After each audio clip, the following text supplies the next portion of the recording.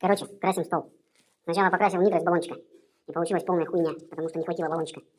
Вот. И решил купить масляную краску, ну, эмаль-эту. Что-то там.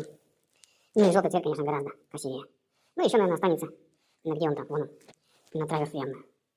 В общем, сейчас покрашу, высохнет. И потом еще добавлю видосика.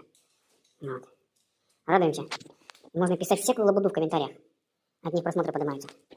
Короче, все высохло. Ну, в смысле, на второй слой.